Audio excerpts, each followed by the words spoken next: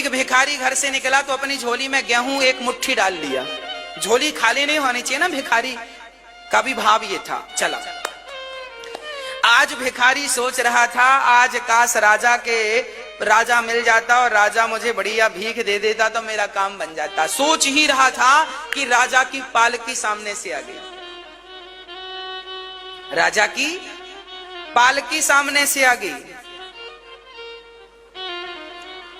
आज राजा पालकी से उतरा, भिखारी ने देखा राजा आ रहा है, शायद मुझे भीख देगा। भिखारी प्रसन्न हुआ, तभी राजा पालकी से उतरा और भिखारी के सामने आकर खड़ा हो गया। भिखारी दंग रह गया, जब सोच रहा तो वही हुआ, लगता है राजा देगा, पर उल्टा हुआ। राजा ने अपनी झोली फैलाई भिखारी के सामने, भैया आज हम आपसे कुछ मांग रहे हैं।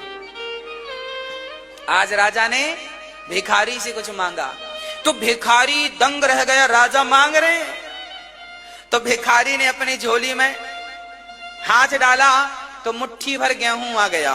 तभी भिखारी को लगा हे भगवान, मुट्ठी भर आया तो पूरा है, जितना था पूरा आ गया।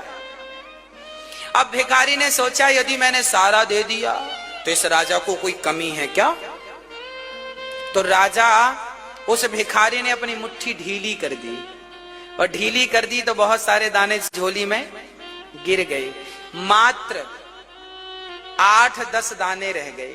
तो 8-10 दाने भिखारी ने राजा को यूं दे दिया, ये लो। राजा लेकर चले गए।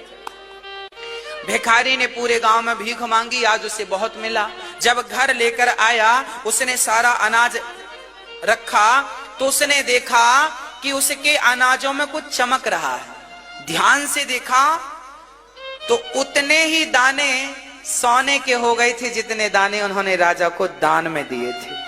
8 गेहूं के दाने उन्होंने राजा को 8-10 दाने तो देखा तो 8-10 दाने गेहूं के वो सोना बन चुके थे। अब भिखारी रोया, हे भगवान मुट्ठी भरी थी पूरी दे दिया होता तो पूरा सोना बन जाता, ये 10 ही सोना बना। मतलब आप जितना दे रहे हैं वो आपको सोने की कीमत दे करके जाएगा, सोना बनकर आपको मिलेगा। दिया हुआ दान कभी व्यर्थ नहीं जाता। जितना हम देते हैं, अरे किसान खेत में 1 कुंटल गेहूं डालता है तो 4 महीने में 20-25 कुंटल आता है कि नहीं। जब जमीन, जब भारत माता, जब मिट्टी 25 गुना करके लौटाती है तो विचार करो बिहारी जी कितने गुना करके लौटाएंगे।